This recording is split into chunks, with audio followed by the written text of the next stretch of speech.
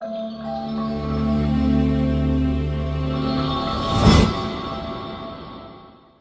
Students, आज हम बात करने वाले हैं आयोडीन मिनरल के बारे में। हम सब ने थायराइड का नाम तो कहीं ना कहीं सुना ही है, हाइपोथायरॉयडिज्म एंड हाइपरथायरॉयडिज्म, कि जिसकी वजह से लोग मोटे और पतले होते हैं। क्या आपको पता है कि आयोडीन उसमें बहुत बड़ा रोल प्ले करता है? आज जानेंगे कैसे। हमारी बॉडी में आयोडीन का महत्व थायराइड हार्मोन के सिक्रीशन के लिए बहुत इंपॉर्टेंट है। हमारी बॉडी में करीबन 15 से 20 मिलीग्राम तक आयोडीन रहता ही रहता है, लेकिन जिनको आयोडीन की डेफिशिएंसी होती है उनकी बॉडी में ये 1 मिलीग्राम तक होता है, और इसकी वजह से थायराइड ग्लैंड की एफिशिएंसी कम हो जाती है, और इसी एफिशिएंसी कम होने की वजह से हाइपोथायरॉयडिज्म होता है। तो आयोडीन हार्मोन बेसिकली हमारे फिजियोलॉजिकल फंक्शन के लिए, हार्मोनल फंक्शन के लिए बहुत ही इंपॉर्टेंट रोल प्ले करता है। अब बात करते हैं आयोडीन के फूड सोर्सेज की। आयोडीन के फूड सोर्सेज में से सबसे ज़्यादा अमाउंट में, हाईएस्ट अमाउंट ऑफ आयोडीन हमें मिलता है सी वाटर फिश में से। जनरली 300 to 30,000 mcg मतलब माइक्रोग्राम जितना आयोडीन हमें सी वाटर फिश से मिल जाता है। इसके कंपैरिजन में जो लेक या नदी में से मिलती है मछलियाँ, तो उनमें से हमें 20 to 40 mcg ही मिलता है। तो एक वास्ट डिफरेंस है सी वाटर फिश में और स्वीट वाटर फिश के अंदर। अब अगर आप वेजिटेरियन पर्सन है तो आपको आयोडाइज सॉल्ट लेना पड़ेगा। Iodise salt is the only option कि जहां पे आपको आयोडीन मिल जाएगा। इसके अलावा जो फूड में प्रिजर्वेटिव और एडिटिव्स होते हैं उसके अंदर से भी आयोडीन हमें मिल जाता है। तो इन सारी चीज़ों से हमें आयोडीन की कमी हमारी बॉडी में पूरी होती है, और अगर हम आयोडीन अच्छी तरीके से बॉडी में नहीं लेते तो आयोडीन डेफिशिएंसी आज के ज़माने में बहुत कॉमन है, और इसकी वजह से थायराइड होने के चांसेस बहुत ज़्यादा है। अगर इसकी डेफिशिएंसी होती है तो आप क्या करेंगे? अगर इसकी डेफिशिएंसी होती है तो सबसे पहले तो कुछ सिम्टम आपको देखना चालू होंगे, आपको या आपके पेशेंट्स के अंदर, कि जिसके अंदर उनको हाइपोथायरॉयडिज्म मतलब लो BMR, लो बेसल मेटाबॉलिक रेट, जो हम आगे चैप्टर में पढ़ चुके थे, वो होना चालू हो जाएगा, और उसकी वजह से एक्सेस वेट गेन होगा। एक्सेस वेट गेन अगर सडनली 3, 4 या 5 महीने के अंदर होता है तो सबसे पहले तो 2 चीज़ें करनी चाहिए आपको। पहले तो अपना थायराइड का रिपोर्ट करवाना चाहिए, T3, T4, TSH, उससे आपको काफ़ी चीज़ें पता चलेगी, और साथ साथ में आयोडीन मिनरल का भी रिपोर्ट करवाना चाहिए कि उसकी डेफिशिएंसी तो आपको नहीं है। इससे आपको डेफिनेटली हाइपोथायरॉयडिज्म में काफ़ी हेल्प मिलेगी। अगर आयोडीन की डेफिशिएंसी होती है तो मेंटल एंड फिजिकल रिटार्डेशन लंबे टाइम के बाद आने के चांसेस होते हैं। तो ये मिनरल ऐसा है कि जो brain development and brain growth के लिए भी बहुत यूजफुल है। इसीलिए आयोडीन हमें अच्छी तरीके से लेना बहुत जरूरी है अपनी बॉडी के अंदर। अब तक हमने बात की थी मैक्रो मिनरल के बारे में। मैक्रो मिनरल के बारे में बात की जहां पे हमने कैल्शियम की बात की, फास्फोरस की बात की, मैग्नीशियम की बात की, हमने आयरन की भी बात की। लेकिन अब बात करेंगे माइक्रो मिनरल के बारे में। माइक्रो मिनरल हमारी बॉडी के अंदर बहुत कम मात्रा में होते हैं। जैसे कि पहला माइक्रो मिनरल है हमारा जिंक। जिंक हमारी बॉडी में मिनिमम 2 ग्राम जितना होता है, और इसका सारा कॉन्सेंट्रेशन मसल और सेल के अंदर होता है। हमारे मसल के अंदर करीबन 60% जितना जिंक पाया जाता है 2 ग्राम में से। अब जिंक जो है वो हमारी बॉडी में बहुत ही वेरियस फंक्शन करता है, और काफ़ी सारी एक्टिविटीज़ में रोल भी प्ले करता है। जैसे कि ये हमारी एंजाइमेटिक रेगुलेशन के लिए, हमारी मेटाबॉलिक प्रोसेस में जो एंजाइम्स आते हैं उसके रेगुलेशन के लिए बहुत यूजफुल है। जो सेलुलर स्ट्रक्चर जो है उसके डेवलपमेंट के लिए बहुत यूजफुल है। हमारे ब्रेन के और मसल के कॉन्ट्रैक्शन और डेवलपमेंट के लिए बहुत यूजफुल है। इसके साथ साथ जिंक हमारी बॉडी में जेनेटिक एक्सप्रेशन के लिए भी बहुत यूजफुल है। तो ये सारे ऐसे रूल है कि जो जिंक हमारी बॉडी में प्ले करता है, और zinc is a very important micro mineral from the minerals. Food sources zinc के कौन कौन से हैं? तो फूड सोर्सेज की बात करें तो lean red meat, then seafood, legumes, cereals, polish rice, और इसके अलावा हमारी बॉडी के अंदर जो पोल्ट्री लेते हैं कि भाई चिकन और एग्स, इसमें से जिंक हमें बहुत ही अच्छे अमाउंट के अंदर मिल जाता है। जिंक की अगर डेफिशिएंसी आपको है तो इस तरह का प्रोटीन बेस्ड फूड या प्रोटीन रिच डाइट आपको खाना चाहिए। प्रोटीन रिच डाइट में जनरली बहुत अच्छे अमाउंट के अंदर जिंक पाया जाता है। अगर आप वेजिटेरियन हैं तो वेजिटेरियन फूड्स के अंदर रूट्स एंड ट्यूबर्स, जो कंदमूल होते हैं उसके अंदर जिंक होता है। इसके अलावा ग्रेन्स मतलब जो दानियाँ हैं उसके अंदर जिंक होता है। इसके अलावा सीरियल्स मतलब जो हम कॉर्नफ्लेक्स खाते हैं, म्यूसली लेते हैं, इसके अंदर भी जिंक होता है।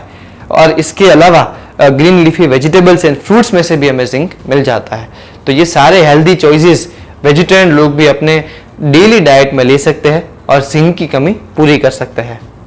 जिंक डेफिशिएंसी अगर आपकी बॉडी में है तो स्पेशली ऐसा टाइम के अंदर इम्यूनिटी कम होने का चांसेस बहुत ज़्यादा है और ऑटो इम्यून डिसऑर्डर्स जैसे कि कोरोना वायरस अभी है, जैसे कि वायरल फीवर है, ऐसे डिजीज होने के चांसेस ज़्यादा होते हैं।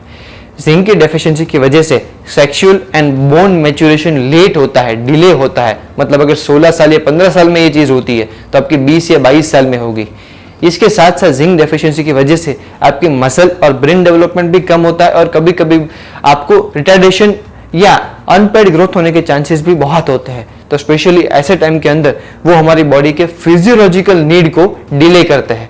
तो जिंक एक माइक्रो मिनरल है, छोटे अमाउंट में बॉडी में होता है, लेकिन इसका रोल बहुत बड़ा होता है। अब बात करते हैं कॉपर मिनरल की। कॉपर अगेन एक माइक्रो मिनरल है, वो हमारी बॉडी में बहुत कम मात्रा में होता है। हमारी बॉडी में वो second most abundant micro mineral है जो 0.1 ग्राम जितना हमारी बॉडी के अंदर होता है। कॉपर जो है उसकी विशेष बात यह है कि कॉपर हमारी बॉडी में काफ़ी सारे रोल प्ले करता है। उसमें से enzymatic role and protein synthesis के रोल बहुत ही इंपॉर्टेंट है और ये बना भी एंजाइम्स और प्रोटीन से ही होता है। कॉपर जो है वो हमारी बॉडी में 42 to 50% हमारे स्केलेटन में और 25 to 30% हमारे मसल के अंदर होता है। इसके अलावा रिमेनिंग 20% हमारे सेल्स के अंदर होता है। तो कॉपर हमारी बॉडी में एक इंपॉर्टेंट माइक्रो मिनरल है। कॉपर के बारे में फन फैक्ट ये है कि ये आयरन के एब्जॉर्प्शन के लिए बहुत यूजफुल है। अगर आपकी बॉडी से कॉपर से डेफिशिएंट है तो आपकी बॉडी में आयरन एब्जॉर्प्शन नहीं होगा। तो आप कितना भी आयरन की टैबलेट ले ले, आपका हेमोग्लोबिन नहीं बढ़ेगा अगर आप कॉपर से डेफिशिएंट है। काफ़ी सारे पेशेंट आपको क्वेश्चन करेंगे कि भाई आपकी उनकी बॉडी में, उनके रिपोर्ट्स में स्पेशली हीमोग्लोबिन डेफिशिएंट है, रेड ब्लड सेल्स डेफिशिएंट है। तो ऐसे टाइम के अंदर आप उन्हें क्या बोलेंगे? यही बोलेंगे कि भाई आयरन तो आप ले ही रहे हो, लेकिन उसके साथ आपको कॉपर सप्लीमेंटेशन या कॉपर के फूड सोर्सेज लेना बहुत इंपॉर्टेंट है। तो ये एक बहुत ही इंपॉर्टेंट पार्ट था और फैक्ट था कॉपर के बारे में। इसके अलावा कॉपर हमारी बॉडी में कोएंजाइम मतलब मेटाबॉलिक प्रोसेस रिएक्शन में बहुत बड़ा रोल प्ले करता है। इसके अलावा कॉपर हमारी बॉडी में और भी फिजियोलॉजिकल नीड को पूरी करता है, जो हम आगे चल के बात करेंगे। कॉपर हमारी बॉडी में और दो इंपॉर्टेंट काम करता है, जैसे कि ये बोन फॉर्मेशन के अंदर और मसल फॉर्मेशन के अंदर बहुत बड़ा रोल प्ले करता है। दूसरा, ये हमारी बॉडी के central nervous system CNS system जो नर्व्स के थ्रू अपनी स्पाइनल कॉर्ड के थ्रू ब्रेन तक पहुंचते हैं, तो इसमें भी बहुत बड़ा रोल प्ले करता है। तो इन चीज़ों में कॉपर का रोल इतने बड़ा होने के कारण कॉपर भले ही छोटी मात्रा में है, लेकिन हम कॉपर से डेफिशिएंट नहीं होने चाहिए या आपके पेशेंट्स कॉपर से डेफिशिएंट नहीं होने चाहिए। कॉपर जनरली वेजिटेरियन चीज़ों में से बहुत ज़्यादा अमाउंट में मिलता है, जैसे कि ड्राइड नट्स मतलब dry fruits, almonds, walnuts, peanuts, resins, इसमें से बहुत अमाउंट में मिलता है। ये हमें ग्रीन लीफी वेजिटेबल्स मतलब जो हरी सब्जियां होती है उसमें से भी बहुत ज़्यादा अमाउंट में मिलता है। ये हमें सीरियल्स और लिग्यूम्स, स्प्राउट्स, इसमें से भी बहुत ज़्यादा अमाउंट में मिल जाता है। अगर आप नॉन वेजिटेरियन है तो ये फिश और सेल फिश में से भी बहुत ज़्यादा अमाउंट में मिल जाता है। इस तरह कॉपर हमें डिफरेंट वेरियस सोर्सेज से मिलता है, लेकिन majority of sources are vegetarian. अब बात करते हैं डेफिशिएंसी ऑफ कॉपर की। कॉपर की अगर बॉडी में डेफिशिएंसी होती है तो इसके कारण काफ़ी सारे प्रकार के आपकी बॉडी में डिजीज होने के चांसेस है, लेकिन सबसे बड़ा डिजीज है अनीमिया। हमने बात की थी फन फैक्ट में कि भाई कॉपर आयरन के एब्जॉर्प्शन के लिए बहुत यूजफुल है, लेकिन अगर कॉपर नहीं है तो आयरन का एब्जॉर्प्शन आप लेंगे फूड सोर्सेज से फिर भी नहीं होगा बॉडी के अंदर, और उसकी वजह से आयरन डेफिशिएंसी की वजह से अनीमिया होगा। तो इनडायरेक्टली कॉपर अनीमिया के लिए बहुत बड़ा रीजन हो सकता है। दूसरी बात, अगर इसकी टॉक्सिसिटी मतलब बॉडी में बढ़ जाता है तो क्या होने के चांसेस है? तो सबसे पहले तो डायरिया, वॉमिटिंग, नोजिया, ये तो आपको होंगे ही होंगे टॉक्सिसिटी में जो कॉमन सिम्टम्स है। इसके अलावा रीनल मतलब किडनी डैमेज और लिवर डैमेज भी होने के चांसेस है। तो स्पेशली ऐसे टाइम के अंदर ना तो ये हमें बॉडी में कम चाहिए, ना तो हमें बॉडी में ज़्यादा चाहिए। ये एकदम प्रॉपर अमाउंट के अंदर बॉडी में होना चाहिए। इसका safe and adequate doses per day के हिसाब से देखें तो 1.5 to 3 मिलीग्राम पर डे का होता है। मतलब इतना अगर आप डोजेज लेंगे तो ICMR Indian council of medical research बोलता है कि ये आपके लिए सेफ और एडवोकेट अमाउंट है। आज हम बात करेंगे इलेक्ट्रोलाइट्स के बारे में। इलेक्ट्रोलाइट्स मतलब सोडियम, पोटेशियम एंड क्लोराइड्स। हमारी बॉडी में इलेक्ट्रोलाइट एक बहुत ही स्पेसिफिक रोल प्ले करते हैं जो है वाटर बैलेंस का। हमारी बॉडी में दो तरह के वाटर बैलेंस होते हैं, एक है इंट्रा सेलुलर फ्लूइड मतलब ICF और दूसरा है एक्स्ट्रा सेलुलर फ्लूइड मतलब ECF। ये दोनों वाटर बैलेंस करने के लिए सबसे पहले हमें सोडियम, पोटेशियम और क्लोराइड का डेली इंटेक समझना पड़ेगा, उसके फंक्शन समझने पड़ेंगे, डेली रिक्वायरमेंट मतलब RDA क्या है वो समझना पड़ेगा, और वो हमारी बॉडी में अगर डेफिशिएंट है और टॉक्सिक है तो क्या होता है वो समझना पड़ेगा। और इसीलिए माइक्रो मिनरल के अंदर इलेक्ट्रोलाइट सबसे इंपॉर्टेंट पार्ट और सबसे इंपॉर्टेंट मिनरल माने जाते हैं।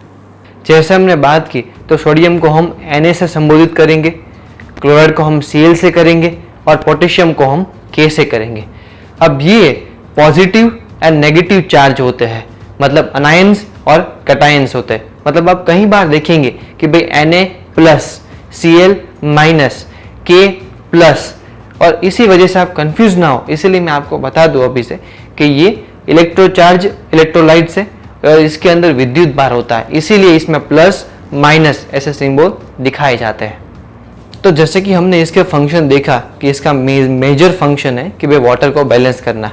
इसके अलावा ये काफ़ी और फंक्शन भी करता है, जैसे कि ऑस्मेटिक प्रेशर मतलब पसीने से बाहर आने वाली जो स्वेटिंग है उसका कंट्रोल करना, या हमारी बॉडी के स्किन का जो लेयर है उसमें से पानी जो ड्रॉप्स अंदर जाते हैं वो या सक होते हैं उसका कंट्रोल करना, एसिड बेस का रेगुलेशन करना, ग्लूकोज का, अमीनो एसिड का और फैटी एसिड का ब्लड के द्वारा ट्रांसपोर्टेशन करना। इन सारे फंक्शंस को सोडियम, पोटेशियम एंड क्लोराइड अच्छे से निभाते हैं।